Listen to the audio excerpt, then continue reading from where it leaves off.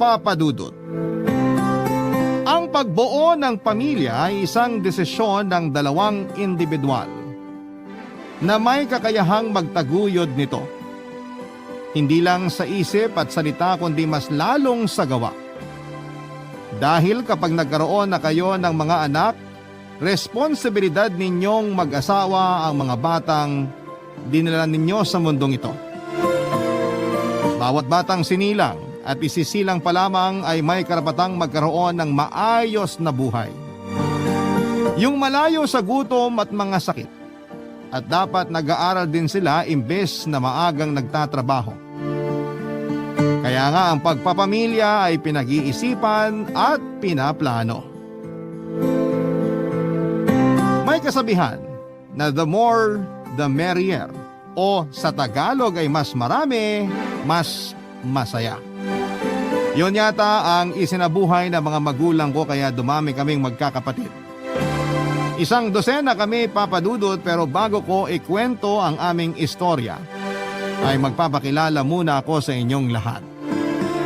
Tawagin niyo na lamang ako sa pangalang Madel. 27 years old at kasalukuyang nasa Italy bilang domestic helper. Nandito na ako simula noong 24 years old ako. Malaki kasi ang pangangailangan namin sa pera kaya noong nagkaroon ako ng oportunidad na mag-abroad ay hindi ko na pinalagpas pa. Dati sa YouTube ko lamang inaabangan ang mga kwento na ine-ere ninyo.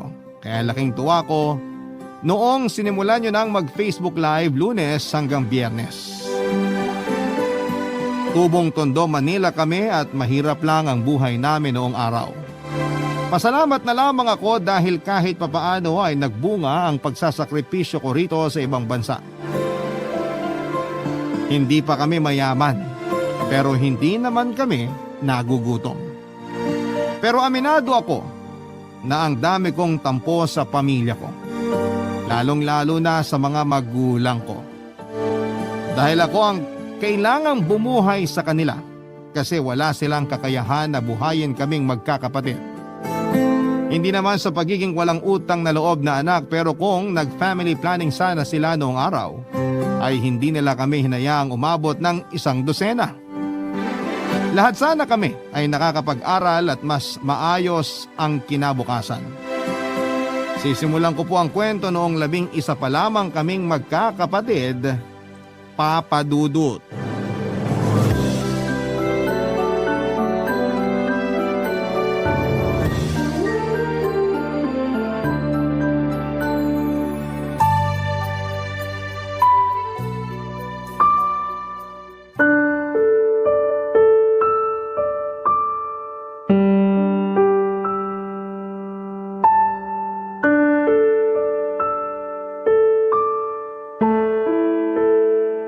Nak!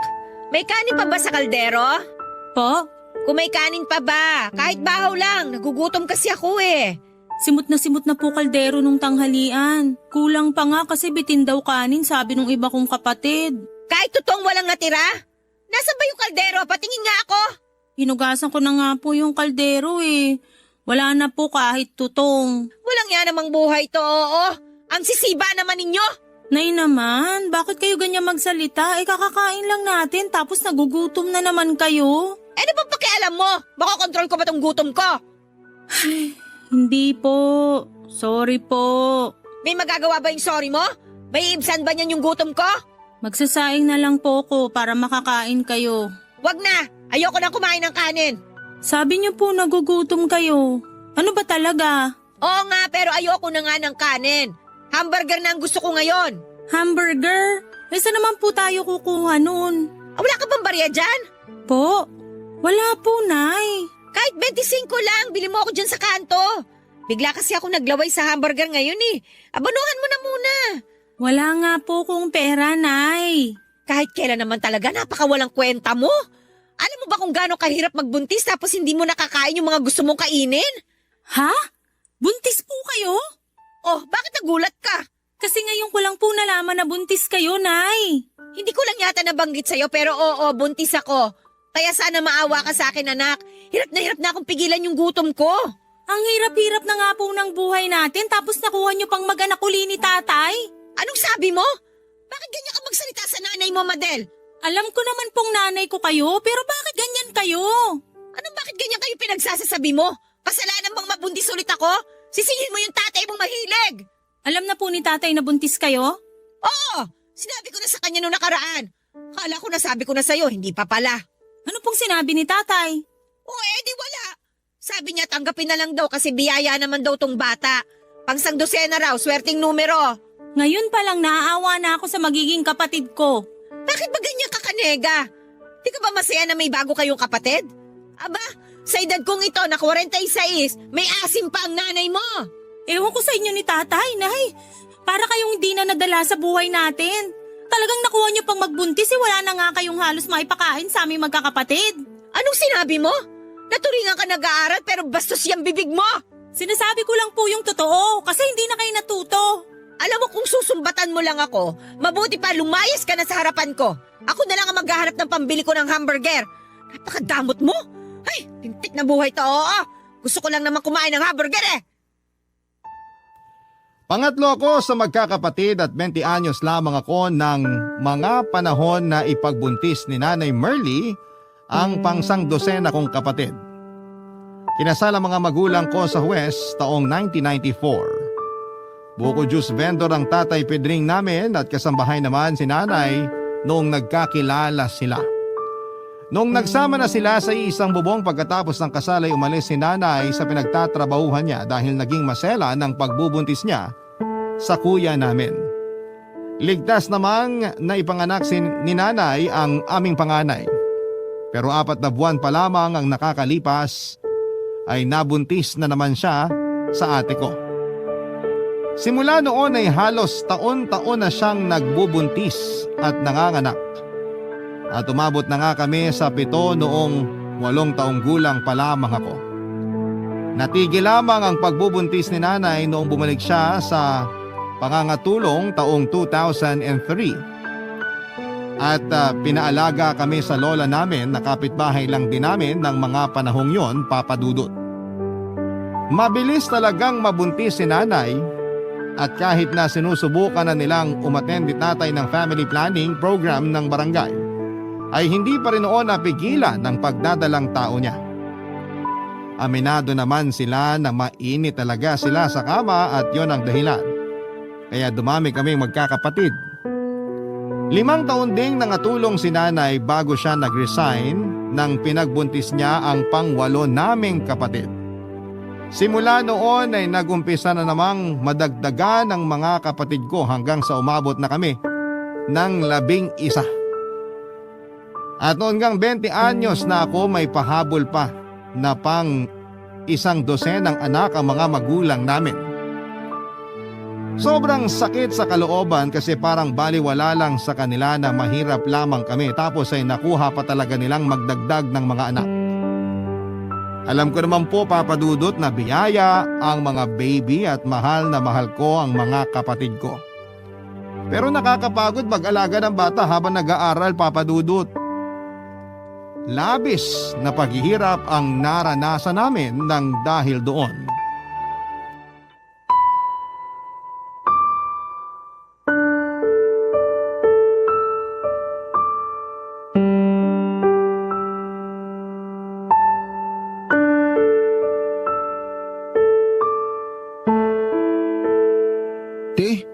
Mamaya ulam naman natin adobong manok. Purgang-purga na ako sa adobong sitaw at adobong kangkong eh. Ay, alam mo namang wala tayong perang pambili ng manok, di ba? Binabudget ni Nanay yung perang binibigay ni tatay galing sa pagtitinda niya ng buko. Narinig ko kanina na baka kulangin daw yun sa bigas pa lang. Ano ba yan? Lagi na lang kukulangin. Kailan ba magiging kasya na pambili ng manok yung kita ni tatay? Oh, bakit ganyan ang tono mo? Alam mo namang mahirap lang tayo tapos naghahanap ka pa ng wala sa atin. Gusto ko lang naman kumain ng manok eh. Huwag mo na ako pagalitan. Hindi ako magagalit sa'yo kung maayos lang sana pananalita mo. Sa lagay parang di ka marunong umintindi ah. Sinabi ko na nga nakukulangin yung budget natin para makabili ng manok kaya kainin mo na lang kung ano yung ihahain ni Nanay mamaya. Kung hainan ka niya ng bubog, kakainin mo? Kasi sabi mo kainin kahit anong ihain ni Nanay eh. Para ka namang siraulo, Junior. Ikaw yung parang siraulo. Parang okay lang sa'yo na kumain ng adobong kangkong at adobong sitaw habang buhay. Bago ka magreklamo tungkol sa ulam natin, bakit di ka nalang magpasalamat na meron tayong inuulam? Alam mo naman na mahirap lang tayo, hindi ka pa makaintindi dyan. Saka sandali, maalala ko lang ah. Ano na naman yan? Akala mo ba di ko alam na puro ka lang lakwatsa sa eskwelahan? Ni hindi ka nga pumapasok ng klase mo kasi nandun ka sa bilyaran, tumatambay at nagyoyosi. Ha? Sino naman may sabi sa inyan? Hindi na yun importante. Pero kala mo ba hindi ko yun malalaman? Huwag mong subukang i-deny. Eh di ikaw na magaling. Aray ko naman ate. Kapal ng mukha mo, ikaw pa mayabang ah. Bakit ka ba nangahampas? Nagtatanong ka ba talaga? Pasalamat ka, di ako pumapatol sa babae. Abay, subukan mo lang kasi may kalalagyan ka talaga sa akin. Huwag ka na kasing magalit. Sinong di magagalit? Sige nga. Pinag-aaral ka tapos nagbubulakbol ka lang pala. Pinangyoyosi mo lang yung baon mo tapos ikaw pa may ganang magreklamo na laging adobong kangkong at sitaw yung ulam natin? Eh nakakatamad namang mag-aral, te. Ikaw lang naman yung pilit ng pilit sa akin na mag-college pa ako eh, ayoko nga. Sobrang hirap ng kurso ko. Di ako makasunod sa mga lesson namin. Eh di ba sabi mo gusto mo naman yung kurso mo? Noon yun, pero ngayon ayoko na. Kaya mas gusto mo na lang mag-cutting class at tumambay sa bilyaran habang ginagastos sa sigarilyo yung baon mo. Baon ko naman yun ah. Akin na yun. Kaya wala ka na dapat pakialam kung ibili ko man yun ng Yossi. Abat sumusobra ka na talaga sa mga katwiran mong baluktot ha? Sige te, pag tinamaan ako ng hampas mo, gaganti na talaga ako. Kapal ng mukha mo mga katwiran ng ganyan na sinasayang mo lang sa bisyo mo yung perang binibigay sa atin ni na kuya at ate. Kaya ka nga pinapag-aral para magkaroon ka ng maayos sa kinabukasan eh. Wala ka bang plano sa buhay mo, ha? Meron.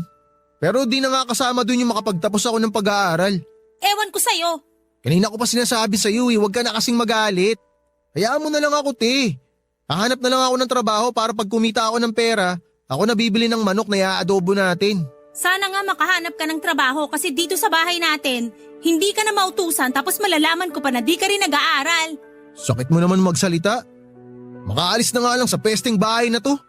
Doon na lang ako makikikain sa bahay ng tropa ko. Nabanggit niya sa akin kanina na lechong baboy daw yung ulam nila. Hindi ka na talaga nahiya!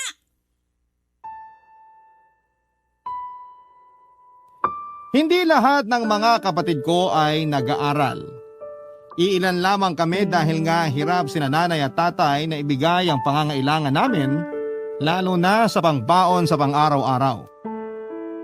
May sarili ng pamilya ang kuya at ate namin pero mabuti na lamang dahil nagbibigay pa rin sila ng allowance sa akin para pambaon namin ng mga kapatid ko.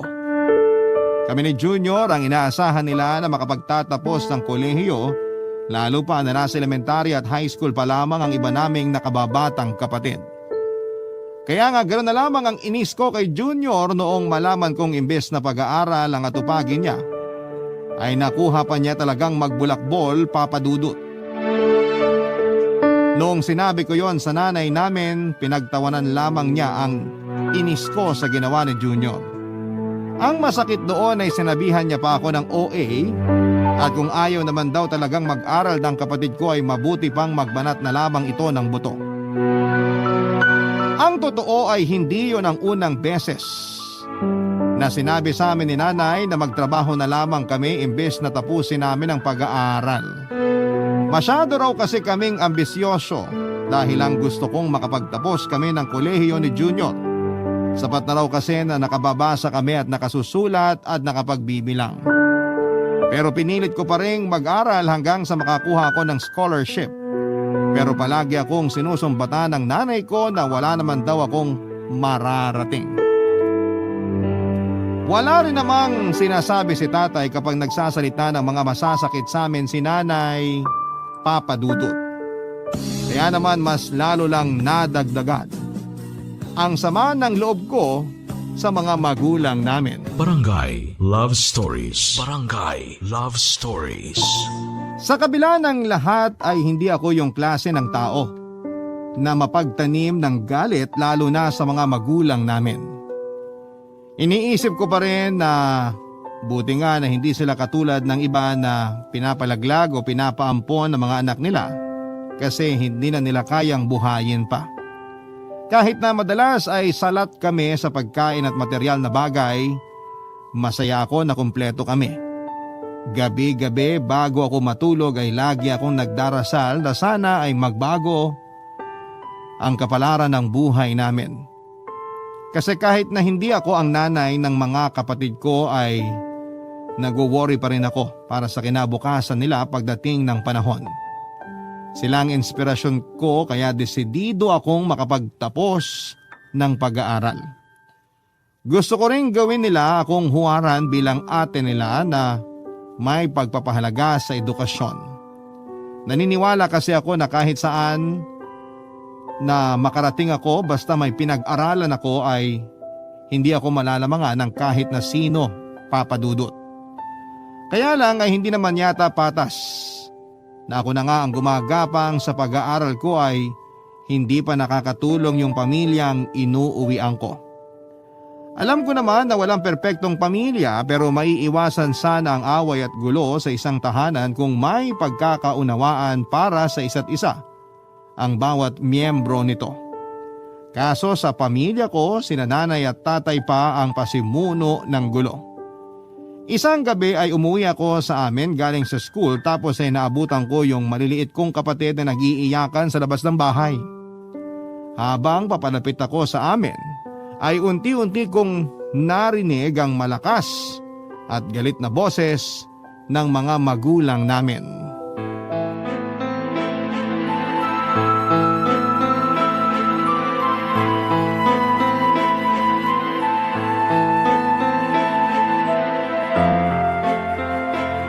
Kundi ka ba naman sugapat makasarili, Pedring? Ako pa talaga yung sugapat makasarili, birthday ko naman. Masama na bang ilibre ko ang sarili ko? Hindi, pero sana inisip mo muna kami ng mga anak mo. Lagi ko kayo iniisip. Ako, iniisip nyo rin ba? Di wala nga bumati sa akin. Matatapos na lang birthday ko, wala pang nakaalala. Bakit ba masyado ka madrama? Hindi naman magbabago ang estado ng buhay natin kahit nabatiin ka namin ngayong birthday mo. Mahirap pa rin tayo at lalo lang tayo naghihirap dahil sa ugali mong yan. Ano ugali? Sabihin mo, Iwan mo nga ako. ano ugali, Merly? Bitiwan niyo po si nanay. Oh, andyan na pala ang paborito kong anak.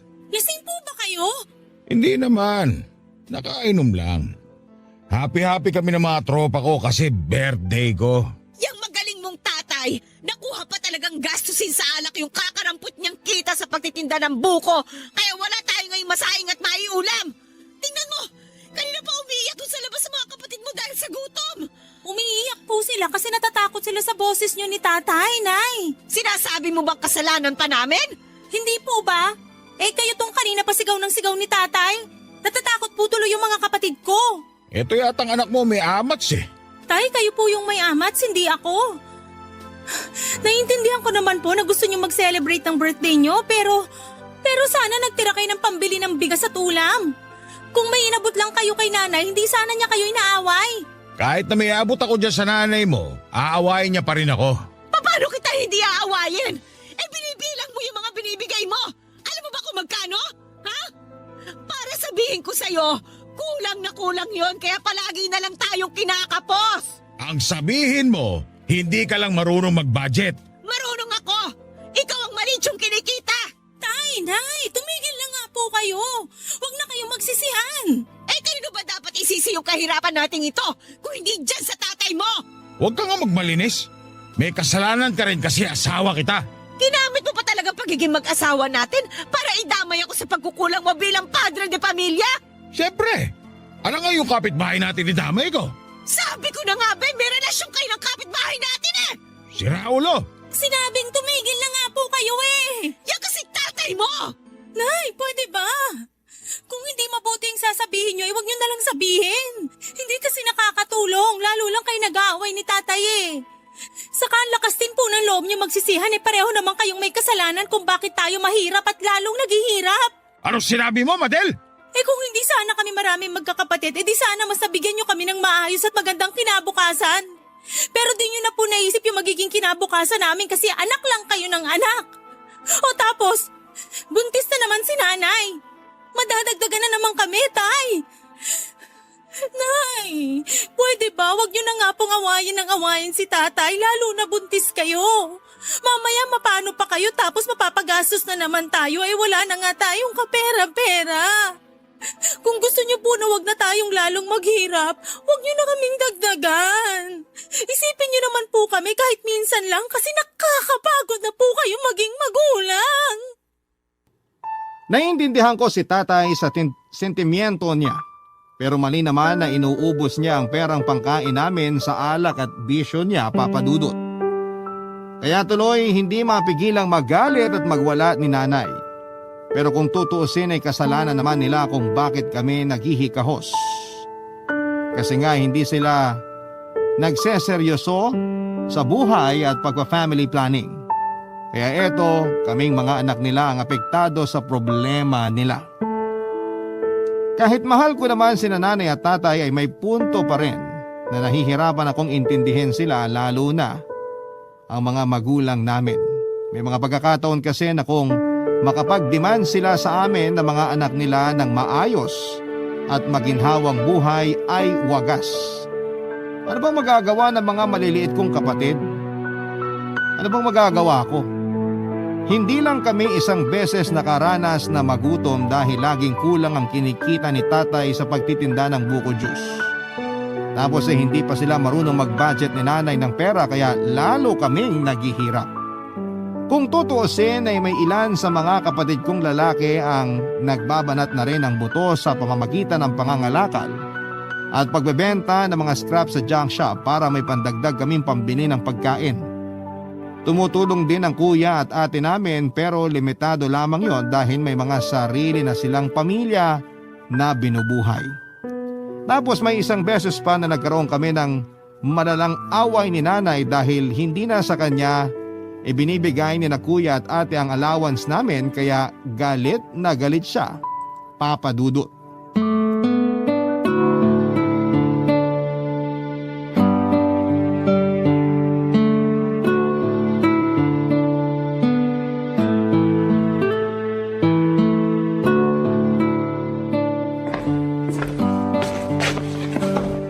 Nak, may ulam pa ba? Opo, Nay. May natira pa pong kaldereta dyan. Nasa may loob ng kaldero kasama yung bahaw na kanin. Wow! Kaldereta! Ayos ah! Sino bumili? Bigay po ni ate. May sobra raw po kasi sa ulam na niluto nila. Ah, nagkita na pala kayo ng ate mo. Opo, Nay. Ito po yung sobrang pera sa allowance na binigay nila kuya. Akin na dali. Ito lang? Opo, Nay. 1,000 lang to ah. Magkano ba ang binigay nila? 2,500 po. Akin na muna yung 1,000. Po? Akin na muna kako yung 1,000. Bakit ba ang bingi-bingi mo? Hindi po ako bingi. Narinig ko po kayo, Nay. Pero bakit niyo po hinihingi yung pera para yun sa allowance namin sa school ng mga kapatid ko? Alam ko, ibabalik ko rin. Hihiramin ko lang naman. Yung huling beses na hiniram niyo po yung 500 sa allowance namin hindi niyo na binalik. Nagalit pa kayo nung siningil ko kayo. Bakit mo ba kasi ako sinisingil? Nanay mo ako. Baka naman nakakalimutan mo sinong nagluwal at nagpalaki sa'yo. Ayan na naman po kayo sa panunumbat niyo kaya ayoko na kayong pahiramin eh. Saka allowance po namin yun. Pinagkakasya na nga lang po namin pero madalas short pa lalo na kapag may project kami ni Junior sa school. Napakaswapang mo naman, Madel. Hindi po ako madamot, Nay. Kayo nga yung hindi nagbibigay ng baon sa amin kasi lagi niyong sinasabi na kulang pera natin kaya mas mabuti pang tumigil na lang kami sa pag-aaral. Alam mo, matagal na sanang plano yan. Ikaw lang naman tong kating-kati na makapagtapos ng college eh. Ewan ko ba naman sa'yo? Alam mo namang mas mahirap pa tayo sa daga. Pero pinipilit mo pa rin yung gusto mo na makapagtapos. Ang labnaw din naman ng utak mo eh, no? Ang taas ng ambisyon mo.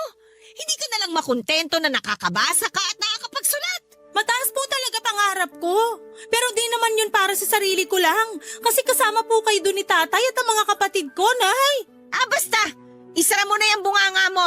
Ibigay mo na lang sa akin yung 1,000. Ayoko po. Kaya nga sa akin binibigay ni ate yung pera kasi ginagastos nyo lang kung saan-saan. Anong sinabi mo? Totoo naman po eh. Hindi kayo marunong mag-budget ng pera. Kung saan-saan nyo ginagastos kaya lagi kayo nag-aaway ni tatay. Abnormal ka ba? Ang liit lang nitong bahay pero hindi mo talaga nakikita na kulang yung perang inaabot ang tatay mo.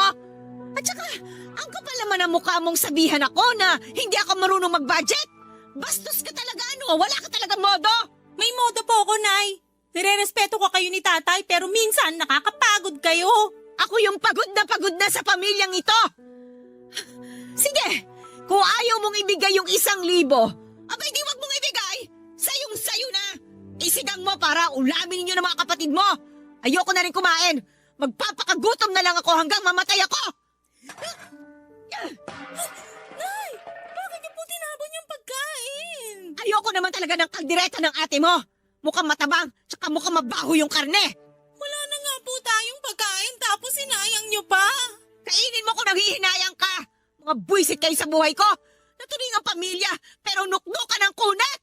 Tubuan sana kayo ng mga pigsa sa muka. Masakit para sa akin na marinig yung mga sinabi ng sarili kong ina. Lalo na yung gustuhin niya na tubuan kami ng mga pigsa sa mukha ng mga kapatid ko. Aminado naman ako na anak lamang ako at sila pa rin ni tatay ang mga magulang namin. Pero kailangan kong magdesisyon at makialam tungkol sa allowance na ibinibigay sa amin ng mga nakakatanda naming kapatid dahil nga hindi naman kami inaabutan ni nanay. Sa oras kasi na mahawakan na ni nanay ang perang bigay ni kuya ay hindi ko na mararamdaman yon. Mawawalan kami ng pangbaon ng mga kapatid ko. Parang naging ibang tao si nanay noong araw na yon at nakalimutan niyang anak niya ako, Papa Dudut. Hindi lang doon natapos ang isyo namin sa pera dahil kapag inaabutan si nanay ng pambudget ni tatay, nagtataka ako kasi madali lang yung nauubos. Hindi naman sa sinisilip ko kung paano niya gastusin ang mga pera ng tatay namin pero kinukutuban ako na hindi maganda na baka kung ano na ang pinagkakagastusan ni nanay. At hindi nga ako nagkamali dahil isang beses nagkaroon na naman sila ng malalang pagtatalo ni tatay tungkol sa pera. Dahil nabuking ng maraming pinagkakautangan si nanay sa lending company, Paluwagan at Bombay.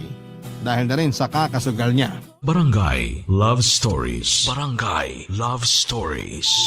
Habang tumatagal ay dumarami ang tampo ko sa mga magulang ko, lalo na sa nanay namin, Papa Dudut. Para sa akin ay hindi na nga niya nagagampanan ng maayos ang pagiging ilaw ng tahanan ay nakuha pa niyang dagdagan ang sangkatutak na problema namin. Umiyak pa nga si tatay noong kwentahin nilang lahat ang mga utang ni nanay.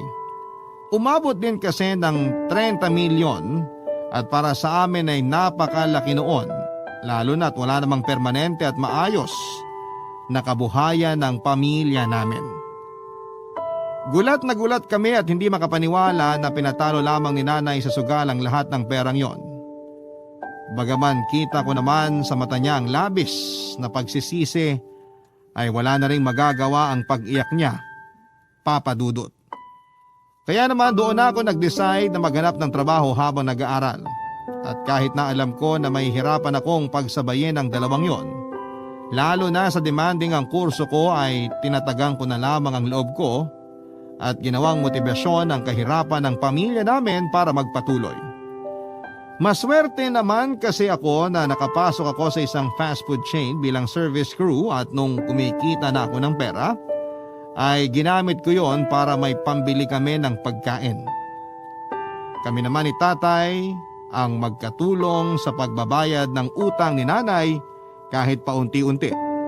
Lalo na may iba sa mga naniningil sa kanya ang galit na at gusto na siyang ipabarangay. Awang-awa ako sa nanay namin pero kasalanan naman niya kung bakit kami lalong naghihirap. Pero hindi ko akalain na may mas isasadsad pa pala ang kondisyon ng pamumuhay namin noon.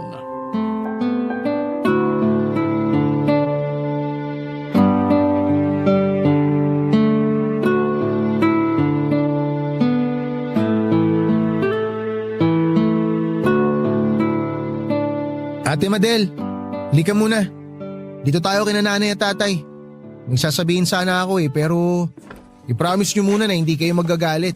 Depende kung ano yung sasabihin mo. Ano ba kasi yon?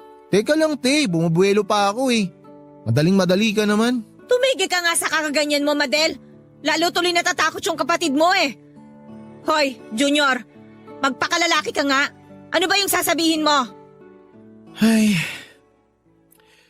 Magkakaanak na po ako, Nay. Nabuntis ko yung girlfriend ko. Ano? Hoy Junior, umayos ka. Baka naman niloloko mo lang kami. Tay, di ko po kayo niloloko. Magkakaanak na po talaga ako. Binalita sa akin ng girlfriend ko kaninang umaga, nabuntis siya. Anak naman ng Teteng, Junior.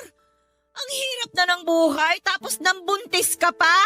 Ano na lang ipapakain mo sa mag-ina mo? Eh wala kang ang trabaho. E di magtatrabaho ako. Paano yung pag-aaral mo? Sige nga.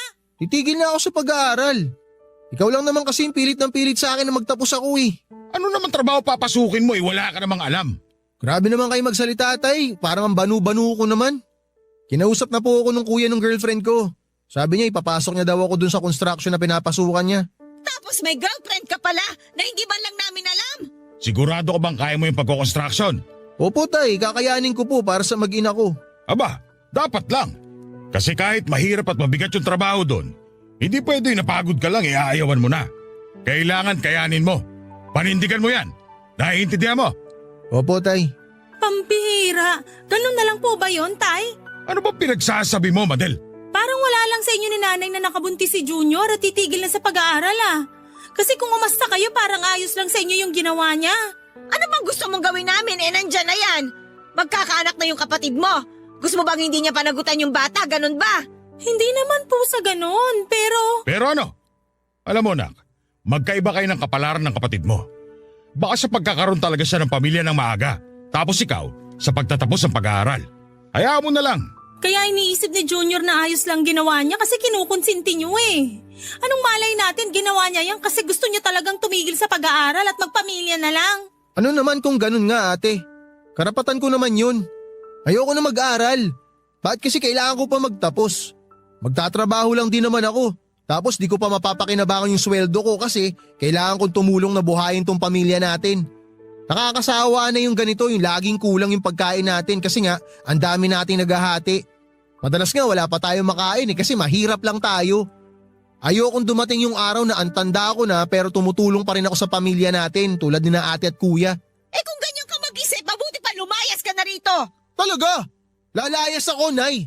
Dahil nakakasawa na kayo ni tatay. Lalo na yan si ate. Sawang-sawa na ako sa kanya. Bahala kayo. Sama-sama kayo mabulok dito. Bastos! Wala kang modo! Manang-mana sa'yo yung mga anak mo, Pedring! Ako na naman ang pinagdiskitaan mo. Kasalanan niyo po talaga to ni nanay, Tay. Halos pagsakloban ako ng langit at lupa nang malaman naming nakabuntis si Junior at tuluyan na siyang hihinto sa pag-aaral niya, Papa Dudut. Pakiramdam ko ay trinaydor niya ako ng sarili kong kapatid. Kasi hindi na niya naisip ang pamilya namin noong nagdesisyon siyang huwag na lamang tapusin ang pag-aaral niya. Tingin ko ay sinadya niya talagang buntisin ang girlfriend niya. Pero aminado ako na may laman lahat ng mga sinabi at sinumbat niya sa mga magulang namin lalo na tungkol sa plano ng mga ito na ipakargo sa amin ang aming pamilya kapag nakagraduate na kami at nagkaroon ng maayos na trabaho.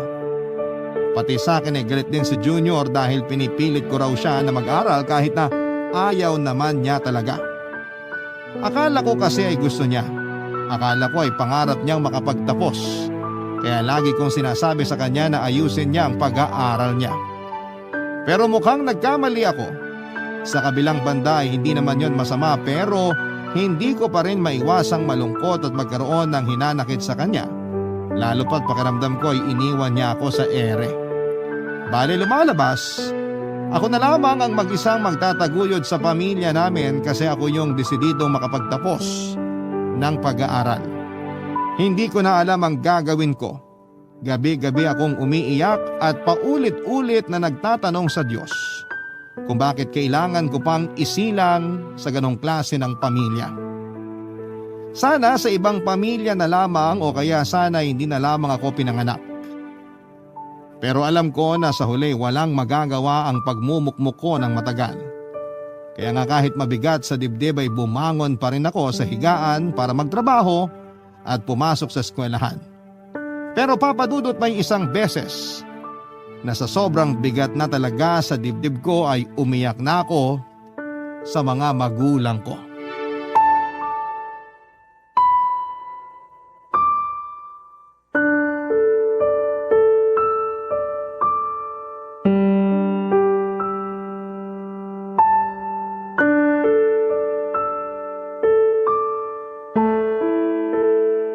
Ano ba yan?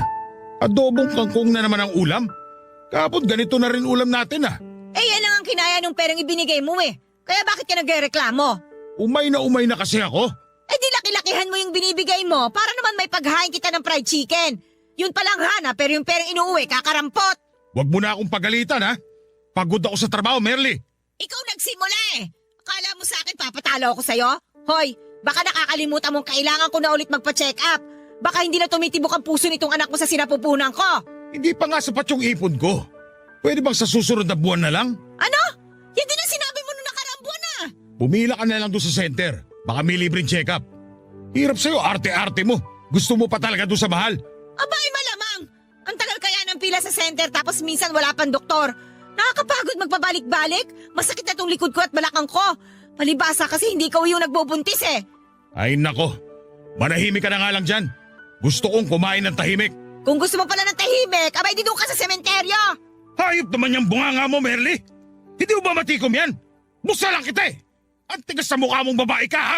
Sasampalin na talaga kita. Ano? Sige, subukan mo para makita mo ang hinahanap mo. Sumusobra ka na talagang babae ka. Sinabing tumigil na po kayo eh. Wala na ba talaga kayong gagawin kundi laging mag-away? Kasi kung oo, mahiya naman po kayo. Maliit na bagay lagi nyo nalang pinalalaki. Tayo niyo pa yung mga bata. Mabuti sana kung hindi namin naririnig mga pinagsasasabi nyo sa isa't isa pero abot hanggang kapitbahay yung mga boses nyo. Tapos kayo pa yung galit pag sinaway kayo. Sobra na po kayo. Oh, ano bang iniiyak-iyak mo dyan? Pagod na po kasi ako. Pagod na ako sa pamilya natin. Lalo na sa inyo ni tatay. Taig niyo pa yung mga kapatid ko pag nag-away kayo eh. Palagi kayo nagsusumbatan at nagsisisihan kung bakit tayo mahirap. Eh kasalanan niyo naman kasi anak kayo ng anak. Tay, pag nag-uusap tayo, lagi niyong sinasabi sa akin na mag-aral ako ng mabuti kasi ako na lang yung pag-asa niya ni nanay. Gusto niya bigyan ko ng maayos na kinabukasan mga kapatid ko para hindi matulad sa inyo. Pero sana alam niyo rin kung gaano kahirap yan para sa akin. Ang taas ng expectation niyo sa akin ni nanay kasi alam niya na mahal ko yung pamilya natin. Pero pagod na po ako. Tapos lagi pa kayong ganyan ni nanay. Yung nag-aaway, yung nagsisigawan, yung nagsasabi ng di maganda sa isa't isa na para bang di kayo mag-asawa at naririnig pa ng mga kapatid ko. Pasensya ka na, anak. Sa totoo lang, hindi ko alam yung sasabihin ko. Kasi totoo naman lahat ng mga sinabi mo. Kasalanan namin ng nanay mo kung bakit ganito yung buhay natin. At mali na iatang namin lahat sa'yo. Merly, mag-sorry ka sa anak natin. Sorry na. Huwag ka na umiyak. Anak, galit ka ba sa amin ng tatay mo? Hindi po ako galit sa inyo. Hindi ko lang po mapigilang umiyak, Nay. Uy, siya sige. Kaya nga tumahan ka na. Pasensya ka na talaga sa amin, ha? Kasi masyado lang kaming nadala ng mga damdamin namin. Hindi namin kayo naisip. Alam mo, tama ka naman sa mga sinabi mo eh. Ayaw lang namin tanggapin ng tatay mo na kami yung responsable kung bakit sangdosena kayong magkakapatid at kung bakit hirap na hirap tayo sa buhay. Tapos, kami pa yung may ganang magreklamo at isinisisi sa inyo yung kahirapan natin. Naiintindihan namin kung napapagod ka na sa pamilya natin, Madel. Kami kasi talaga ng nanay mo yung dapat magtaguyod sa mga kapatid mo at hindi ikaw. Hindi kayo ni Junior. Kaya nga siguro yun umalis na sa atin at hindi na tinapos ang pag-aaral niya. Napagod na rin katulad mo. Tay, iba naman po ko kay Junior. Naging emosyonal lang po ko pero hindi ko naman po tatalikuran yung pamilya natin. Hindi ko po kakayaning iwanan kayo pati na yung mga kapatid ko. Kaya nga kahit mahirap pagsabayin yung pag-aaral at pagtatrabaho ginagawa ko. Pasasaan din naman at makakatapos ako. Tulad ng pangarap ko sa sarili ko ay nakapagtapos ako ng pag-aaral, Papa Dudut. Pero saglit lang akong nagtrabaho dito sa Pilipinas dahil noong nagkaroon ako ng oportunidad na makapag-abroad ay hindi ko na po yon pinakawalan pa. At kahit na malayong malayo sa kursong tinapos ko yung trabaho ko sa kasalukuyan, ay hindi ko po ito ikinakahiya dahil kumikita po ako dito ng disente na siyang malaking tulong sa pamilya ko sa Pilipinas. Ako na po ang nagpapaaral sa mga nakababata kong kapatid, Papa Dudut. At kahit malayo ako, lagi ko sa kanilang sinasabi na pahalagahan nila ang edukasyon. Dahil ito lamang ang kayamanan na maipapamana namin sa kanila. Nagtitinda pa rin ng buko juice si tatay pero nakatricycle na siya. Isa po yung sa request niya na sa awa naman ng Diyos ay naipundar ko mula sa pagtatrabaho ko dito. Meron na rin kaming maliit na tindahan na siya namang pinagkakabalahan ni nanay. Masayang masaya ako kasi kahit na hindi pa kami mayaman, ay hindi na po kami nagugutom katulad noong araw. At kahit papaano ay naibibigay ko na rin ang pangangailangan ng mga kapatid ko. Nakakapagod at nakakalungkot ang mapalayo sa mga mahal mo sa buhay pero wala akong hindi kayang gawin. Alang-alang sa kanila, sila po ang inspirasyon ko kaya ako nagpapatuloy at lumalaban sa buhay ko. Hanggang dito na lamang po ang sulat ko, Papa Dudut. Maraming salamat po sakaling mapili po ninyong i-ere sa Barangay Love Stories. Sana po ay kinapulutan po ito ng aral at inspirasyon ng mga kabarangay natin. God bless and more power sa Barangay LS. Ang inyong forever, kapuso at kabarangay, Madel. Dear Papa Dudut, good day po sa inyo at sa mga kabarangay natin na katulad kong avid listener ng Barangay Love Stories. Sa totoo lang, recently ko lang po na-discover ang programa ninyo sa radyo nang minsang nainip ako.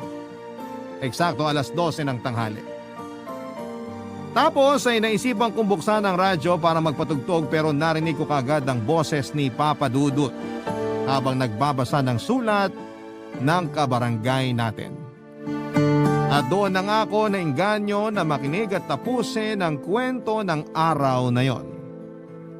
Hinding-hindi ko makakalimutan ang halo-halong emosyon na nararamdaman ko habang nakikinig.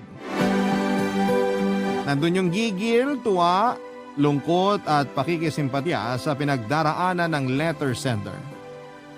Simula noon ay minamarathon ko na online ng iba pang mga istorya na pinabadala sa inyong istasyon. Tapos isang araw ay naisip kong sumulat.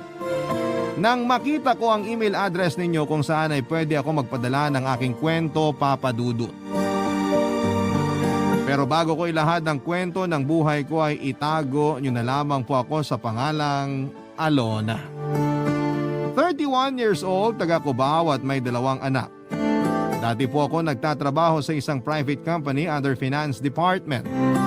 Palibas ay related doon ang kursong tinapos ko sa kolehiyo na business administration, major in financial management. Pero ngayon ay tuluyan ko ng niyakap ang pagiging full-time mom ng mga anak ko sa pangalawa ko na panganay naman namin ng kasalukuyang kong ka-live-in partner.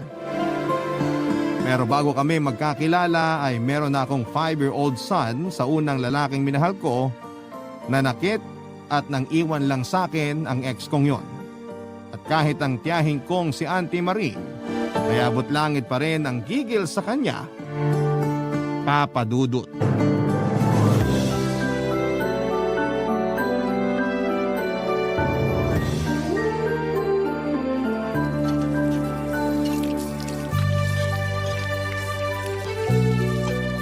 Auntie Maring! Auntie Maring! Nandito ako sa kusina, Alona. Nandyan lang po pala kayo. Ay, bakit po kayo naghuhugas ng pinggan? Nakakahiya ako na po dyan, Auntie. Nick, bakit ka naman mahihiya? Tsaka ako narito. Patapos na ako, oh. Itong mga mangkok na lang. Sige po, pero bukas ako na po maghuhugas dyan, ha? Parang ito lang.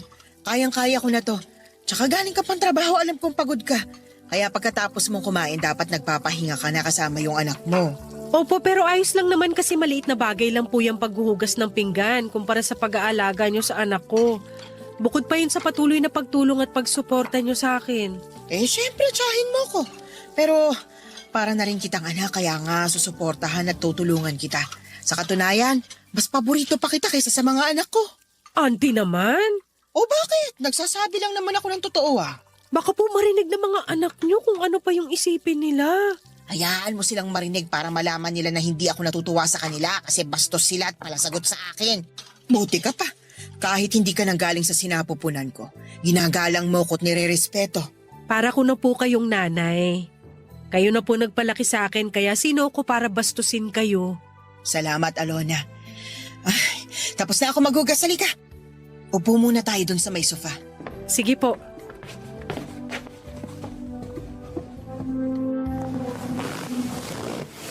Auntie, may ibibigay po pala ako sa inyo. Ito po, kunin nyo na. Ano ba yan? Bakit ang dami naman yan? Sweldo ko po kasi ngayon, tsaka kaunti lang naman yan.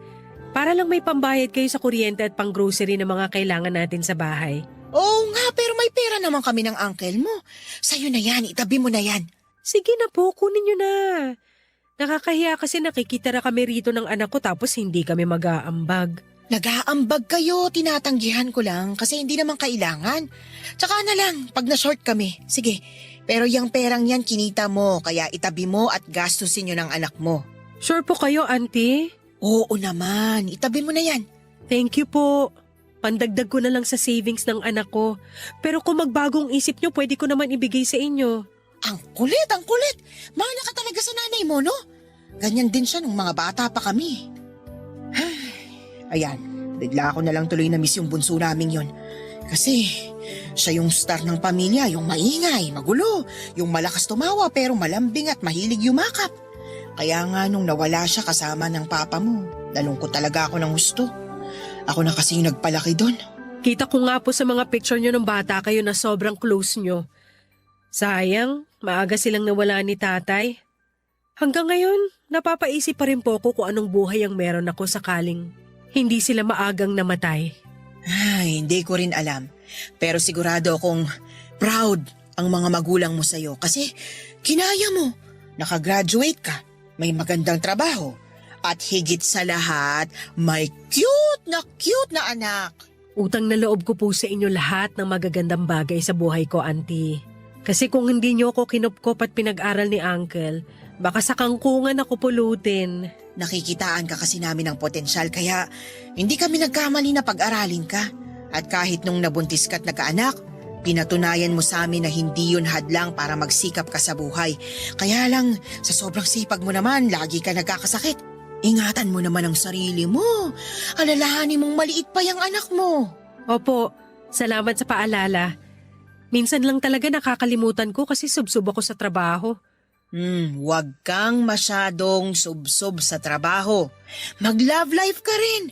Baka panahon na para magkapamilya ka. Hindi ko po prioridad ang pagla-love life, auntie.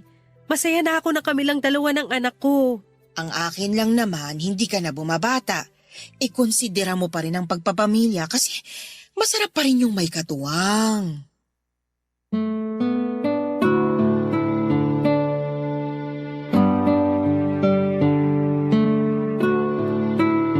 Papadudot, hindi ko talaga priority ang pakikipagrelasyon bago ko nakilala ang live-in partner ko. Totoo kasi ang buong atensyon ko sa anak ko at hanggat maaari ay gusto kong maging hands-on sa pagpapalaki sa kanya. Pero hindi naman yun pwede dahil kailangan kong kumayod para sa pagkain namin at future niya.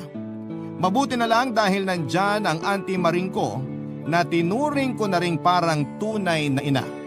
Siya na kasi ang kumupkop at nagpalaki sa akin noong maaga kong naulila sa mga magulang dahil sa isang aksidente.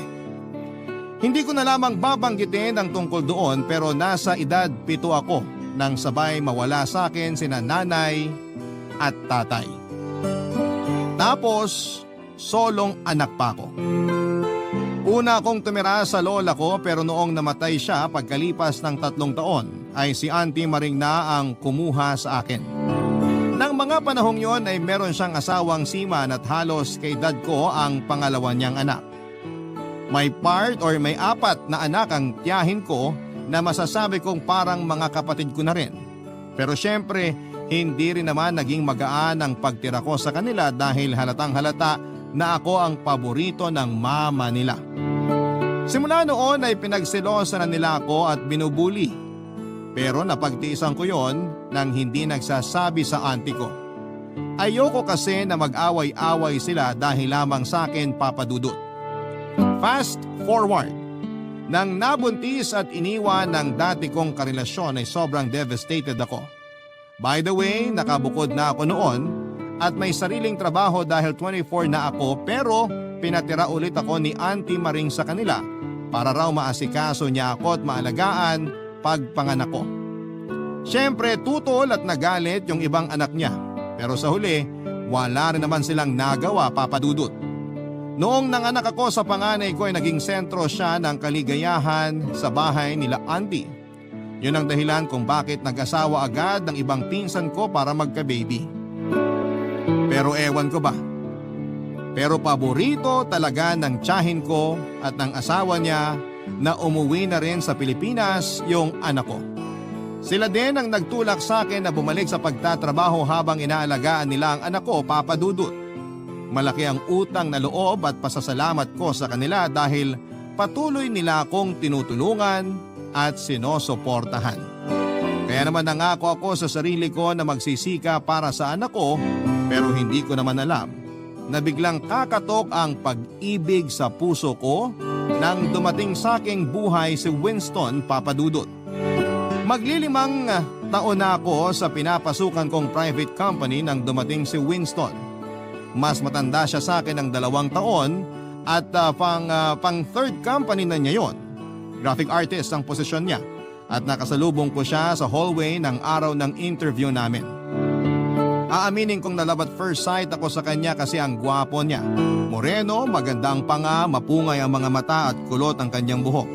Lahat yon ay tipo ko sa isang lalaki kaya naging crush ko na kaagad siya ng araw na yon. Noong nakapasok siya sa company namin ay sobrang saya ko kasi araw-araw ay pwede ko na siyang masilayan. Papa Dudut, feeling teenager talaga ako noon kung kiligin hanggang sa nalaman ko na lamang na crush niya rin ako at hiningi niya ang number ko at ka-department kong lalaki na close niya rin that time. Doon na kami simulang nag-usap at nagkapalagayan ng loob. Naging kami at dahil medyo ilang taon na akong hindi nakakaranas ng romansa. Aminado akong naging mapusok ako sa unang gabi naming magkasama, Papa Dudut.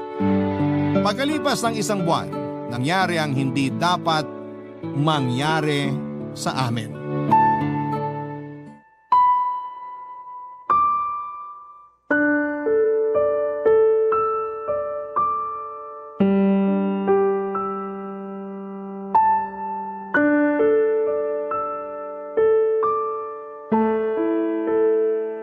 Anong sabi mo, Alona? Buntis ka? Opo, Auntie. At si Winston po ang ama. Hello po, Auntie Maring. Ay, hello rin, Winston. Pasensya na po kayo kung biglaan yung nangyari. Pero pangako, pananagutan ko naman po si Alona at yung magiging anak namin.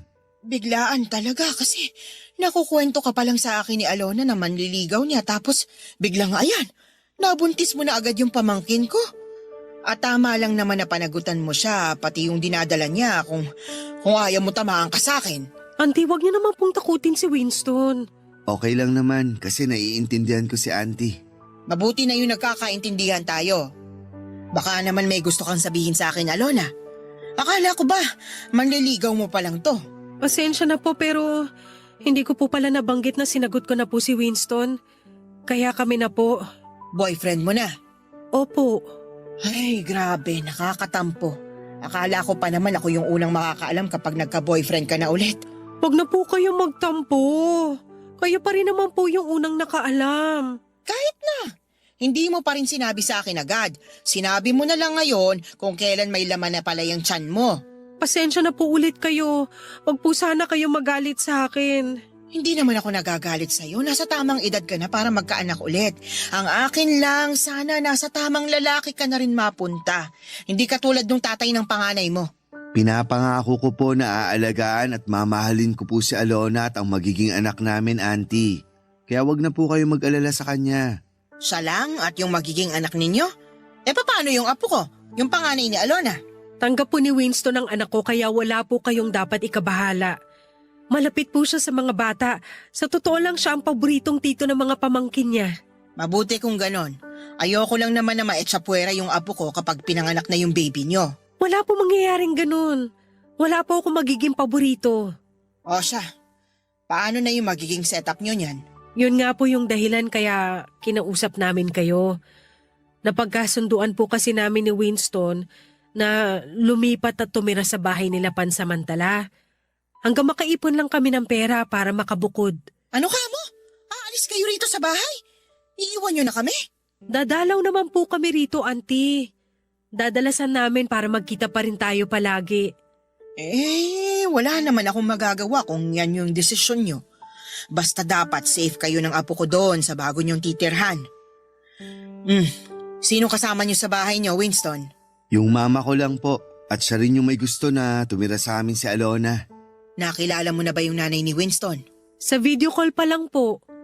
Plano naming pumunta sa kanila pagkagaling namin dito para makilala na ako ng mama niya, Auntie. Excited na po si mama na makilala si Alona. At masayang-masaya po siya nung nalaman niya na magkakaapo na siya. Kung ganon, masaya na rin ako para sa inyo. Basta ang gusto ko lang, alagaan mo si Alona sa inyo ha.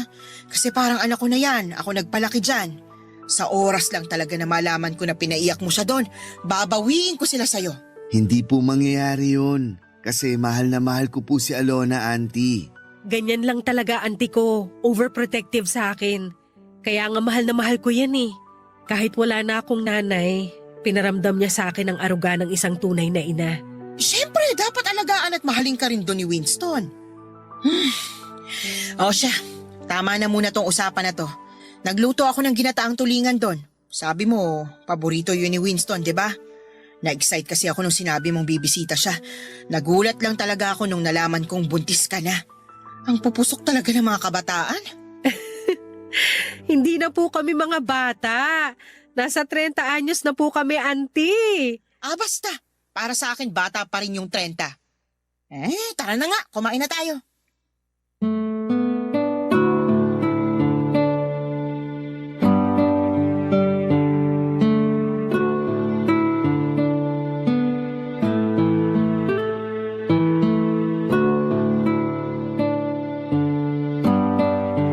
Papadudot, hindi planadong pagbubuntis talaga ang nangyari dahil bago pa lamang kami ni Winston at hindi pa kami ready na magka-baby. Pero hindi naman unwanted kasi anak pa rin namin ang nasa sinapupunan ko. Kahit kailan ay hindi pumasok sa isipan ko na ipalaglag ang baby ko. At sinabi ko kay Winston na willing akong magpakananay para sa bata. Sinuportahan niya ako doon at inassure ako na palalakihin naming magkasama ang magiging anak namin. At kahit na malungkot si Auntie Maring sa pag-alis namin sa poder nila ay masaya naman siya at suportado ako sa bagong pamilya na bubuin namin ni Winston, Papadudot. May isang kapatid na babae si Winston pero nasa Canada ito kasama ang tatay nila na doon nagtatrabaho. Kaya ang nasa bahay lamang ay ang nanay ng live-in partner ko. Noong dalaga ako ay mahilig akong manood ng mga teleserye ng GMA na tungkol sa mga evil mother-in-law, lalo na kapag malayo yung estado ng pamumuhay ninyo ng anak niya o di kaya ay hindi ka lang niya gusto na maging bahagi ng pamilya nila. Kaya naman Papadudot, aminado po ako, nakabado ako ng husto nang ipakilala ako ni Winston sa mga magulang niya. Pero laking gaan ang loob ko nang masaya nila akong tinanggap ng pamilya nila. In fact, ay excited sila sa paglabas ng magiging apo nila. Barangay Love Stories. Barangay Love Stories. Bukod sa kaligayahan na nadarama ko sa pagtanggap sa amin ng mga magulang ni Winston, ay ang galak at pasasalamat sa puso ko na hindi rin iba ang turing nila sa panganay ko. At kahit na mailap sa kanila ang anak ko dahil may pagka-introvert, ay At nangingilala pa lamang ay hindi po sila sumuko na gawin ang lahat para mapalapit sa panganay ko. Nandyan yung lagi nilang binibigyan ng laruan at pagkain ng anak ko para lamang makipaglaro at lumapit sa kanila. Kahit na medyo gusto ko silang sawayin kasi ayokong lumaking spoiled ang panganay ko ay hinayaan ko na lamang muna dahil paraan nila yon para makuha ang loob nito. Masaya rin ako na nakikitang unti-unting nagiging close ang anak ko kay Winston na kikilalanin niya na ring tatay sa hinaharap, Papa Dudut. Ewan ko pero biglang nagbago yung mga priority ko sa buhay nang mangyari ng ganon kabilis sa mga bagay-bagay. Yung nakilala ko si Winston, nabuntis niya ako, lumipat kami sa bahay nila para magkasama habang pinagsisikapang makapag-ipon ng sapat na pera para bumukod. Sa totoo lang ay naninibago pa rin ako ng mga panahong yun pero hindi naman maalis yung galak at labis na kasiyahan sa puso ko.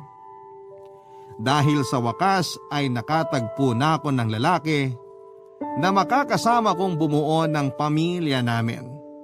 At kung loloobin ang kapalaran ay mananatili sa tabi ko hanggang pagtanda namin, Papa Dudut.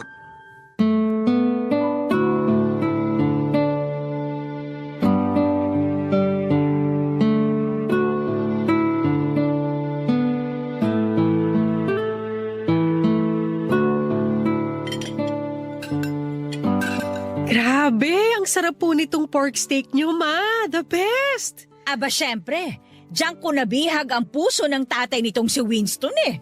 Hindi lang pork steak ni Mama ang masarap. Masarap din kalderetang baka niya. Paborito ko nga yun nung bata ako eh. Hanggang ngayon naman, paborito mo yon anak. Oy sige, kain ka lang ha, kain lang Alona. Para naman busog din yung baby mo. Salamat po, Ma. Ay, walang anuman. Excited na talaga ako sa pagdating ng apo namin eh. Kahit nga yung asawa ko na nasa Canada, laging tumatawag para lang itanong kung kumusta ka. Plano na nga nung umuwi pag nakapanganak eh. Isasama nga raw niya yung ate ni Winston, pati yung iba naming mga apo. Wow, talaga po? Ayos yun. Kasi miss na miss ko na rin si Papa pati si ate. At syempre yung mga pamangkin ko. Kaya nga lalong nakaka-excite. Ay, nako. Kaya lang nga may napag-usapan pala kami ng papa mo tungkol sa'yo, Alona. Ano po yon, Ma? Napagkasunduan kasi namin na makakabuti sa'yo kung mag-resign ka na dun sa pinagtatrabahuhan ninyo ni Winston. Dito ka na lamang sa bahay kasama namin. Po? Oy, huwag mo sanang masamain ha. Kasi iniisip lang naman namin yung kapakanan mo. Malaki na yung tiyan mo. Tapos umaangkas ka pa sa motor ni Winston. Inatatagtag ka sa biyahe tsaka napapadalas yung pagreklamo mo na masakit yung katawan mo. Nag-aalala lang kami sa'yo at sa apo namin. Baka kasi kumapano eh. Naiintindihan ko naman po yung pag-aalala nyo pero masyado naman pong biglaan. Alam mo, tama si Mama Alona. Ha? Kaya ko naman kayong buhayin kaya okay lang na ako na lang yung magtrabaho ngayon. Kesa naman mapahamak yung magiging anak natin. Mas hindi ko yung kakayanin. Oh, kita mo na? Pati itong si Winston sang-ayon sa naisip namin ng papa ninyo. Kaya nga pumayag ka na. Mag-resign ka na dyan, tapos dito ka na lang sa bahay. Para hindi na rin kami masyadong mag-aalala. Hindi po ba pwedeng pag-isipan ko muna? Kung ako sa'yo, wag na. Swerte mo na nga kasi hindi mo na kailangan kumayod dahil masipag yung anak ko. Naku, kung sa ibang lalaki yan, baka kahit kabuwanan mo na nagkakandakuba ka pa rin sa pagtatrabaho. Tama si Mama. Kaya sana sundin mo na lang yung gusto naming mangyari. Oo, maninibago ka kasi sanay kang pumapasok sa opisina. Pero sa umpisa lang naman yun. Marami naman kayong pwedeng gawin ni Mama dito habang di ka pa nanganganak. Ay oo, tuturuan kitang magluto ng mga recipe ko para may pagluto mo na rin sa susunod si Winston.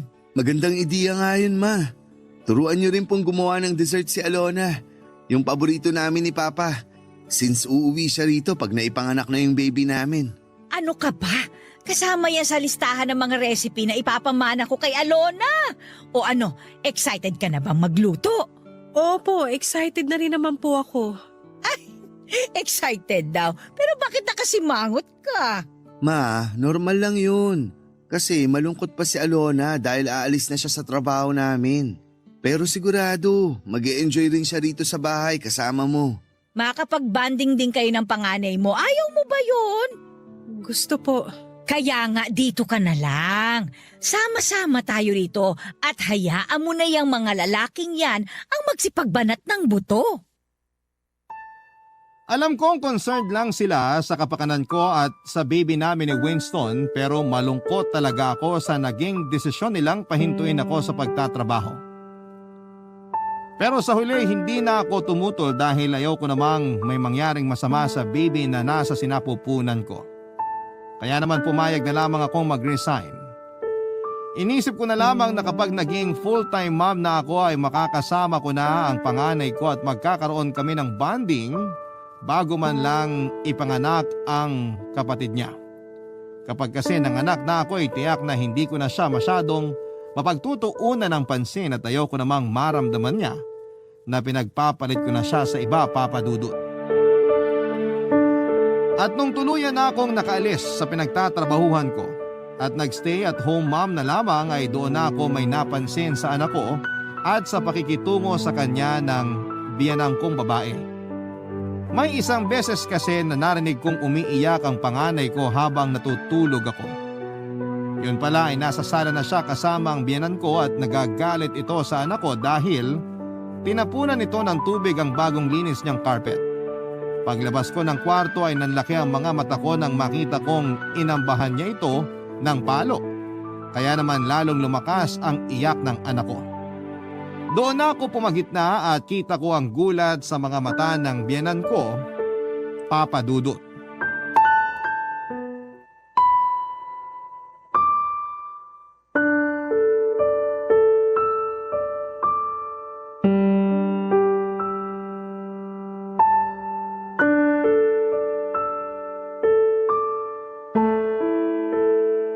Ma, mag-usap nga po tayo. Oh, ano ba ang pag-uusapan natin? Tungkol po dun sa nangyari sa anak ko at dun sa pag-amba nyo ng palo sa kanya. Oh, ano namang meron doon? Anong problema? Hindi ko naman itinuloy, di ba? Hindi nyo tinuloy kasi dumating ako. Pero paano kung hindi ako dumating? Eh di napalo nyo na yung anak ko. Ano bang palagay mo sa akin? Nananakit ng bata? Hindi naman po sa ganon. Yun ang tinutumbok mo, kaya gano'n na rin yon. Ang akin lang, pwede nyo naman pagsabihan yung anak ko sa mahinahong paraan. Pinagsabihan ko na yan sa mahinahong paraan. Pero matigas ang ulo eh. Hindi nakikinig tapos iniirapan pa ako. Ewan ko ba dyan sa anak mo kung kanino nagmana? Ay baka doon sa ama. Hindi po totoo yung sinasabi nyo. Mabait po yung anak ko. Mabait daw. Sabihin mo, mukha lang. Pero nasa loob ang kulo. Ay nako, dati gusto ko mapalapit dyan kasi mahilig ako sa mga bata. Pero ngayon, parang nagsisisi na akong pinatira ko pa yan dito sa bahay ko. Ano pong ibig niyong sabihin? Ayoko dyan sa anak mong panganay. Hindi ko naman apo yan eh. Hindi ko nga yan kadugo. Ma naman, anak ko po yung pinag-uusapan natin dito. Opo, hindi niyo siya katugo pero sa akin siya nanggaling. Hindi ko naman sinabi na hindi siya sa'yo nang galing. Nandun na tayo sa anak mo nga yan. Pero nakakaubos pa rin kasi ng pasensya. Ay basta, ayoko na sa batang yan. Pag nakikita ko yan, naku, kumukulo talaga yung dugo ko. Kakausapin ko po yung anak ko. Itatanong ko po sa kanya kung totoo yung mga sinabi niyo. Sinasabi mo ba na sinungaling ako? Hindi naman po ganun yung ibig kong sabihin. O sige nga, anong ibig mo sabihin doon? Pagsasabihan ko po yung anak ko kung totoo man yung mga binibintang niyo sa kanya. Kasi higit kanino man kilala ko yung anak ko dahil ako po yung nagpalaki sa kanya. Di tanungin mo tapos kapag nagsinungaling, kanino nagmana? Sa ama niyang manloloko at mangiiwan. Ma, huwag naman kayo magsalita ng ganyan. O di ba gano'n naman talaga magkadugo? Magkaugali? Kaya nga sigurado ako may pinagmanahan niyang anak mo eh. At doon yung sa tatay niya nagmana. Magkaibang tao po ang anak ko at ang tatay niya. Hindi sila parehong masama. Tsaka ang bata-bata pa po ng anak ko para husgahan nyo, tawaging ganyan. Nanay din kayo, kaya sana alam nyo na nakakasakit yung mga sinasabi nyo. Nauna pa rin naman akong naging nanay sa'yo. Kaya wag mo nga akong pagmamalakihan dyan ha. Kung magkapagsalita ka, akala mo kung sino ka na. Hindi naman po ako nagmamalaki sa inyo, ma. Wala pong ganun. Ipinalalabas Pagkatapos mo talagang sinungaling ako eh. Naman eh. Naku, alam mo, isusumbong kita kay Winston. Sasabihin kong inaaway mo ako. Hindi ko po kayo inaaway. Kinakausap ko lang kayo ng mahinahon. Tapos kayo na yung nagsalita ng kung anong hindi maganda dyan. O bakit? Wala na ba akong karapatang magsabi ng opinyon ko sa pamamahay na ito? Baka nakakalimutan mo ha? Bahay ko ito, Alona. Kayo nakikitira lang dito, kaya dapat umayos-ayos ka. Maayos po ako nakikisama sa inyo. At alam ko naman po ang lugar namin sa bahay na to. Ay mabuti na yung nagkakaintindihan tayo. Wala ka pang may pagmamalaki. Kaya ayos-ayusin mo yung ugali mo. Hindi ko naman gustong humantong sa away ang simpleng pag-uusap namin ng biyenan ko, pero bilang isang ina, ayaw ko pong sinasaktan ng kahit na sino ang anak ko. Kaya nga may kaunting tampo ako sa kanya kasi nagawa niyang sigawan ng bata imbis na pagsabihan ito ng maayos. Doon ako napaisip, kung yun pa lang ba ang unang beses na tinatrato niya ng hindi maganda ang anak ko. Kasabay noon ay bigla akong kinabahan, pero ayoko namang mag-isip ng masama kasi nakikita ko yung kagustuhan niya na mapalapit sa anak ko noong unang buwan namin pagkalipat sa bahay nila, Papa Dudut. Ilang araw din kaming hindi nag-usap ng biyenan ko, pero ako na rin ang lumapit sa kanya para mag-sorry kung may nasabi man akong masakit. Pero nagulat ako sa reaksyon niya. Palibasa, hindi yon ang inaasahan ko. Paano ba naman, Papa Dudut, imbes na magpakumbaba at humingi ng dispensa sa mga sinabi niyang insulto sa amin ng anak ko, ay mas lalo pa niyang pinagdiina na ayaw na niya sa panganay ko dahil maarte raw, mahirap alagaan, at higit sa lahat ay hindi naman nila kadugo. Simula noon ay hindi ko na pinalapit sa kanya ang anak ko. Pero nahihirapan ako dahil unti-unti nang nagkakalamat ang relasyon ko sa biyanan ko, Papa Dudut. At napapansin na yon ni Winston ng mga panahong yon na hindi na nagiging okay ang lahat sa pagitan namin ng biyanan ko. Barangay Love Stories. Barangay Love Stories. Nasa 7 buwan na ako ng pagbubuntis noon at malaki na rin ang tiyan ko. Kaya hirap na rin akong kumilos sa bahay namin, Papa Dudut. Hindi ko na tuloy mabantayan ang anak ko, lalo na kapag nagiging makulit siya at gusto niyang maglaro sa labas ng kwarto namin. Yung insidente kasi na sinigawan siya ng biyanan ko ay naulit pa ng kurutin naman siya nito sa braso dahil panay takbo sa bahay. Pero hindi ko kagad yon nakita kasi tinago pa ng anak ko at nakita ko na lamang kinabukasan matapos magkaroon ng pasa. Naiyak na lamang ako sa galit. Pero pinigilan ko ang sarili ko na sumabog dahil nare-respeto ko pa rin siya bilang nanay ng live-in partner ko, Papa Dudut. Pero mas lalo akong naghigpit sa anak ko na huwag lalapit sa biyanan ko kasi baka masaktan na naman siya nito. Nang mapansin ni Winston na dinidisiplina ko ng ganon ang anak ko, syempre ay nagtaka siya at nagtanong kung bakit. Doon ko na nga sinabi ang mga nangyari. Ang akala ko ay makikisimpatya siya sa akin, pero nagulat ako ng sang-ayunan niya na tama lang daw ang ginawa ng nanay niya dahil malikot at makulit talaga ang anak ko. Sinabihan niya rin ako na mali na sinasagot ko ang nanay niya dahil matanda na ito at natural na mapikon ito sa anak ko dahil maiksi na raw ang pasensya nito. Hindi ko talaga alam ang isasagot noon kay Winston kaya nanahimik na lamang ako. Pero deep inside ay nagtampo ako sa kanya ng husto. Lumalabas kasi na parang wala siyang pakialam sa anak ko. At mas kinakampihan pa niya ang nanay niya. Doon ako nagsimulang magtanim ng sama ng loob sa kanilang mag-ina. At hindi ko na lamang namalaya na malapit na akong sumabog nang magpang-abot na naman kami ng biyenan ko, Papa Dudut.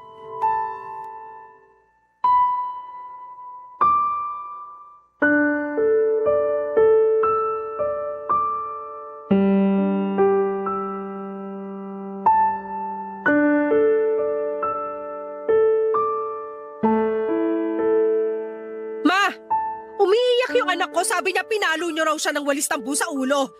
Kinapa ako, may bukol nga. Ano ba pinagsasasabi mo? Bakit ko naman papaluin ng walis tamboy ang anak mo? Ewan ko sa inyo, kasi hindi naman sinungaling yung anak ko. Ay, oo na. Pinalo ko nga. Nakakapi ko na kasi ang batang yan eh. Naman, bakit niyo sinaktan yung anak ko? Hindi ka ba nakikinig? Nakakapikon yung anak mo. Ano po bang ginawa ng bata para paluin niyo ng walis tambo? Kamuntik lang naman yung mabasag yung mamahalin kong figurine na nakadisplay doon sa may TV. Para sa kalaman mo ha, kalahating milyon ang presyo nun. Padala ng asawa ko nung birthday ko. Pero hindi pa rin po sapat na dahilan niyo para paluin niyo siya. Ang laki ng bukol sa ulo ng anak ko, ma! Sus! Para bukol lang naman eh. Natural, magbubukol yon kasi natamaan. Pero gumagaling naman yan. Lagyan mo lang ng yelo. Huwag ka nga masyadong OA dyan ha. Malayo yan sa bituka. Ako pa talagang OA, anak ko pinag-uusapan dito! Bakit mo ba ako sinisigawan ha? Baka nakakalimutan mo kung sino ako sa pamamahay na ito. Hindi ko po nakakalimutan kung sino kayo pero sumusobra na kayo! Dinidisiplina ko lang naman yung anak mo. Magpasalamat ka na lang sa akin kasi hindi mo yan nagagawa. Tingnan mo tuloy, lumalaking spoiled ang anak mo. Kaya nga habang maaga, putulin na natin yung papatubong sungay niyan. Walang sungay ang anak ko! Kayo yung may sungay at puntot! Anong sinabi mo? Sumusobra ka na talagang babae ka, ha? Ginawa mo pa akong demonyo? Masahol pa kayo sa demonyo kasi pati bata pinapatulan nyo! Hindi lang ako sa bata pumapatol, pati sa buntis na matabil ang dila! Bitawan niyo ako, ma! Tinuturuan lang kita ng leksyon para may tanda ka! Yan! Yan ang napapala ng masyadong mapapel! Akala mo kung sino ka? Hoy! Papaalala ko lang sa'yo, ha? Ako pa rin ang masusunod sa bahay na ito! Mapasalamat kayo! May respeto pa rin ako sa inyo!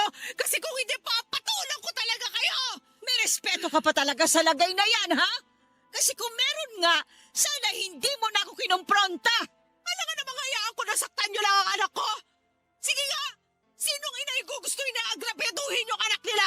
Kasalanan ng anak mo kung bakit siya nasaktan. Napakakulit, napakatigas ang ulo, malikot at maarte, nakakairita. Hindi totoo yan!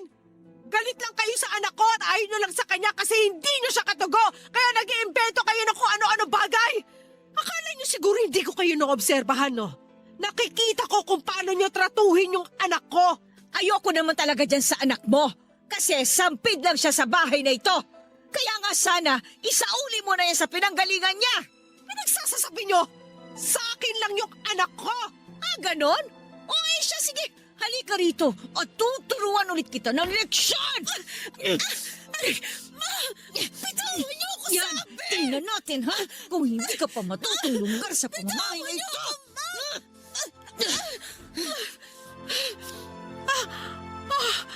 Ma, dinudugo po ko. Ha? Ay, teka, ano bang sinasabi mo? Ma, dinudugo ako, ma. Ay, magkakaroon po kayo na tulong. Yung baby ko, baka mapano, ma. Sandali lang, natatawag ako na sa klolo! Abot langit ang takot namin nang duguin ako pero buti na lamang at safe ang baby sa sinapupunan ko. Matapos akong dalhin ng biyanan ko sa ospital. Napa-half day naman sa trabaho si Winston at mabilis akong pinuntahan. Noong nalaman niya ang rason kung bakit ako dinugo ay naggalit siya sa akin kasi kasalanan ko naman daw. Masyado raw akong mainit sa nanay niya samantalang pwede ko naman daw na pagpasensyahan. Sinisisi niya pa ako kasi nilagay ko sa alanganin ang magiging anak namin. Pero sinabi ko sa kanya na dapat ay kausapin din niya ang nanay niya na huwag saktan ang panganay ko dahil lalayasan ko sila. Kitang-kita ko na namutla si Winston at lumambot ang ekspresyon ng mga mata niya dahil sa pagbabanta ko. Sa totoo lang, Papa Dudut, ay hindi ko rin alam kung bakit ko yon nasabi. Basta lumabas na lamang sa bibig ko. Pero wala naman akong planong gawin yon dahil wala rin kaming pupuntahan ng mga anak ko. Tapos ay wala rin akong kapera-pera, Papa Dudut. Hindi nagtagal, kabuwanan ko na at maluwalhati ko namang naisilang ang baby namin ni Winston. At katulad nga ng inaasahan, naghatid siya ng labis na saya sa pamilya namin. Masasabi ko na kahit papaano'y bumait naman yung biyenan ko sa akin at sa panganay ko, lalo na nga nang dumating na yung apo nila. Kaya lumambot na rin ang puso ko sa kanya. Masayang masaya rin si Winston sa pagdating ng anak namin. Sa katunayan, lagi niya itong karga, kinakausap at siya rin ang nag-aasikaso rito mula sa pagpapalit ng lampin, pagtitimpla ng gatas, pagpapadighay at pagpapaaraw sa umaga. At kahit na noong nakauwi na kami sa bahay, mas naging hands-on dad si Winston sa bahay namin, Papa Dudut.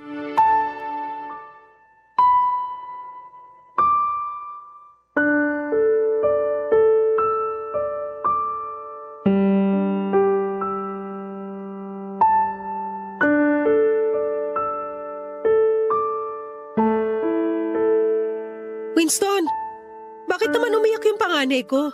Pwede ba, Alona? Mamaya mo na lang ako kausapin. Kita mong pinapatulog ko pa tong baby natin. Yung tanong ko yung sagutin mo, bakit umiyak yung anak ko? Eh galing lang naman siya rito sa kwarto kasama nyo. Kulit mo naman eh. Sinaktan mo ba yung anak ko? Ano bang pinagsasasabi mo? Nagtatanong lang ako, huwag mong masamain yun. Paano di ko mamasamain? Eh halatang nambibintang ka. Oo lang at hindi. Hindi ko naman siya sinaktan. Pinitik ko lang yung tenga niya. Eh di sinaktan mo nga. O ika naman, para pinitik lang eh. Sigurado ka bang pitik lang sa tenga yung ginawa mo? Ina mo lang nga yung tenga ng bata tapos dinadaing niya na masakit. Bukod doon may bakat ng palo rin sa braso niya. Ay, napalo ko lang naman siya kasi malikot siya. Gulong ng gulong sa higaan, kitang natutulog yung kapatid niya. Paano ko nadaganan niya yung baby? Sige nga. Pero bakit kailangan mong paluin? Hindi ba pwedeng sawayin mo ng maayos? Pagsabihan mo, hindi saktan? Sinaway ko na yan. Ilang beses na nga pero para lang akong sirang plaka. Kaya di na ako nakapagtimpi. Napalo ko nung nagulat ako. Tapos napitik ko yung tenga nung sinabihan ako magsusumbong daw sa'yo. Sabi ko sige, kahit magsumbong pa siya sa tatay niyang bano. Bakit naman nasingit dito yung tatay niya, ha? Kasi tama si mama. Mana sa tatay niya yung panganay mo. Pareho silang siraulo. Ulitin mo nga yung sinabi mo sa anak ko. Alin ba dun? Yung bano o yung siraulo? Huwag ka na nga magalit dyan. Totoo naman sinasabi ko. Saka kung hindi sa'yo nagmanay ang anak mo, kanino pa ba? E di dun sa tatay niya. Alangan namang sa akin, e di ko naman yan kadugo. Akala ko pa naman tanggap mo na yung anak ko. Pero mali pala ako, Winston. Ay, pwede ba? Huwag mo na nga akong dramahan dyan. Di na yan uubra sa akin. Hindi ako nagdadrama. Masakit lang sa akin bilang nanay na hindi niyo gusto yung panganay ko. Akala ko kasi okay lang sa inyo na kasama natin siya rito na walang issue. Pero bakit naman biglang ganyan? Hindi ko rin alam. Basta habang tumatagal, na-realize ko na hindi pala magandang ideya na kasama natin siya rito. Ayaw sa kanya ng mama ko. Ayaw ko rin sa kanya. Ano gusto mong gawin ko kung ganon? Hindi ko alam. Pero kung pwede lang, doon na lang siya sa tatay niya. Tutal, magulang pa rin naman niya yun. At saan ko namang lupalop ng daigdig hahanapin yung tatay niya? Sige nga! Isimula nung malaman ng hudas na yun na buntis ako, ang bilis na wala. Kung gusto mo, ibalik mo dun sa bahay ng auntie Maring mo. Tama, doon na lang siya. Gusto naman siya ng auntie mo eh. Baka nga namimiss na nun yung apo niya. Nasisiraan ka na ba ng ulo? Palagay mo hahayaan ko mawalay sa akin yung anak ko? Baka nakakalimutan mo. Meron din tayong sariling anak. Sige, mamili ka. Yung panganay mo, yung pamilya natin. Huwag mo naman sa akin gawin to. Huwag mo naman akong papiliin. E di wag ka rin magreklamo kung paminsan-minsan nasasaktan namin yung anak mo. Ay, aga-aga kaka-bad trip naman. Mabuti pa magpapaaraw muna kami ng baby natin. Alis dyan, harang-harang ka sa daan. Pagkalabas ni Winston sa kwarto ay humahagulhol ako ng iyak. Hindi ko na kasi kinaya ang sitwasyon at pakiramdam ko ay sasabog yung dibdib ko. Dahil sa nangyari, ilang minuto ang nagdaan ay pumasok sa kwarto ang panganay ko at tinanong kung bakit ako umiiyak. Doon ko na siya niyakap ng mahigpit at panay ang pagbanggit ko ng sorry sa kanya kasi wala akong magawa sa sitwasyon namin. Pakiramdam ko, Papa Dudut, ay wala akong kwentang ina dahil hinahayaan ko lamang na saktan nila ang anak ko. Napakabata pa niya para pagdaanan ng bagay na yon, Papa Dudut. Habang tumatagal ay halatang halata na paborito sa bahay namin ang anak kong bunso. Laging itsapwera ang panganay ko kaya naman nalulungkot ako. Ako na lang yung umaalo sa kanya kapag pakiramdam niya ay walang nagmamahal sa kanya. Lagi kong sinasabi sa anak ko na mahal siya ni Mama. Kung tatanungin ninyo ako kung kumusta kami ni Winston ay nagkabati rin naman kami pagkatapos kong magtampo sa kanya ng ilang araw. Kung sa pagiging tatay lang naman sa baby namin ay masasabi kong mabait at responsable siyang ama, Papa Dudut. Pero wala na talaga siyang kaamor-amor sa panganay ko kaya nahihirapan at nasasaktan ako sa sitwasyon. Pero ang lubos na bumabagabag sa akin ngayon ay ang pagpupumilit ng parents ni Winston na magpakasal na kami sa lalong madaling panahon, Papa Dudut. Sana po ay matulungan ako ng mga kabarangay natin at kapwa ko nanay kung ano ang dapat kong gawin. Mahal ko naman po si Winston kung pag-uusapan ay pagmamahal at gusto kong bumuo ng pamilya na kasama siya. Pero mahal ko rin po ang panganay ko. At ayokong mawalay siya sa akin sakaling magpakasal na kami ng live-in partner ko. Neto kasing nakaraang gabi lang, inopen up na naman sa akin ni Winston ang kagustuhan niya na pabalikin kina Auntie Maring ang anak ko para doon tumira, Papa Dudut. Maraming salamat po sakaling mapili po ninyong i-area ang storya ng buhay ko at sana po ay mapayuhan ninyo ako at ng mga kabarangay natin kung ano ang mga bagay na dapat kong i-consider. God bless po sa inyong istasyon and more power sa Barangay Love Stories. Ang inyong kapuso at kabarangay, Alona.